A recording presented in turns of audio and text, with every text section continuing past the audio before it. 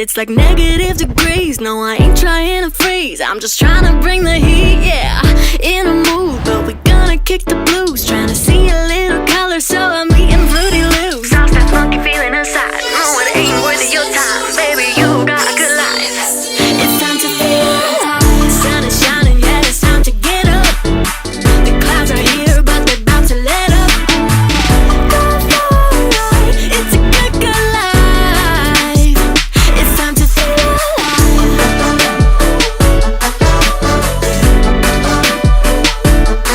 Oh, you got good days ahead. Put on Si Tintin, simula nung baby siya, hindi niya kami pinuyat, hindi kagaya nung kay Clyde. Siya talagang, hindi niya kami pinahirapan, sobrang bait niya, tsaka sobrang bibo niya.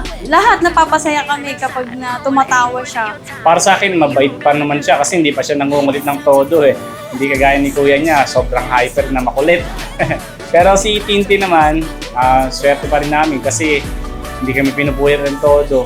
Ngayon medyo masaya na siya kasi sobrang bibo niya na. Yun lang.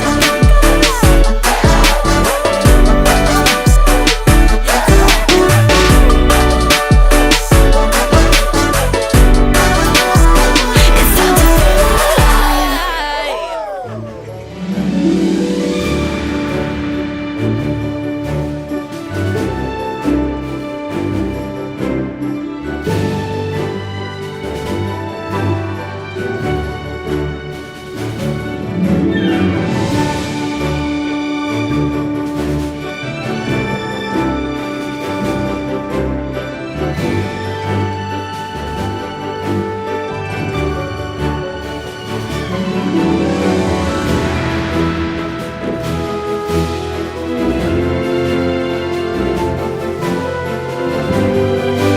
Ako, napakaswerte ko rin kasi binigyan niya ako ng anak na babae.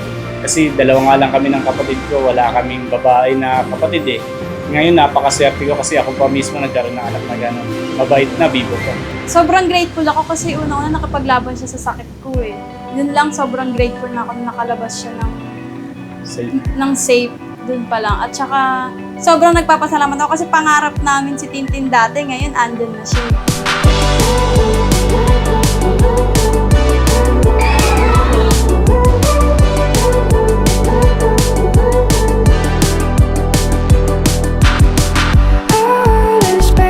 Pinagbubuntis ko si Celestine, actually, hindi maganda yung pares namin lagay kasi muntik na akong operahan during 2 months pregnancy pero buti na lang hindi pumayag yung OB. Sobrang kami nagpapasalamat kasi sobrang pangarap namin magkaroon ng babae.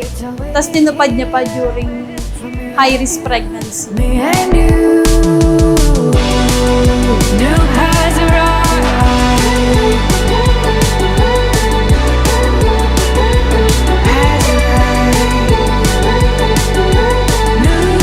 Si Tintin, gusto niya makapaglaro sa kuya niya eh. Kasi siyang kalaro ng kuya niya.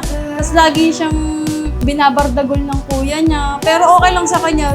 Iiyak lang siya na paawa. Sana pag medyo nagkaroon na sila ng isip, sana magkasundo na sila kasi silang dalawa hindi nagkakasundo. Gusto siya kalaro ni Tintin, ayaw talaga. Si Tintin naman gusto bugbugan eh. No looking back. Knew how to ride. Lift off to the sky. We're beginning to fly. Knew how to ride. Knew how to ride. Our eyes open wide. Our hearts beat alive. Knew how to ride. Hello Tintin, sana kung sakaling mapapanood sa future, pinag-ipunan namin to ng mami mo, pinagandaan talaga namin para paglaki mo, makita mo yung dati mong birthday para kung sakali na magkaroon ka ng experience na magawa mo rin sa anak mo. Para sa akin, sana makagraduate ka kasi yun ang pinakamagandang regalo na mabibigay mo sa amin ng mami mo. Yun lang. Sobrang nagpapasalamat ako kasi binigay ka sa amin ni Lord. Talagang pinangarap ka namin at tinupad. Sobrang pagmamahal sa'yo ng mga lolo't lola mo dahil pinangarap ka nila at tinupad mo yun. Hindi mo alam kung gaano sila kasaya na dahil tinupad mo yung pangarap nila na yun. Sana sa future, makita mo to, maisip mo kung gaano ka namin kamahal lahat. Hindi lang kami, pero buong pamilya. Kung gaano ka namin inantay, kung paano ka namin pinili.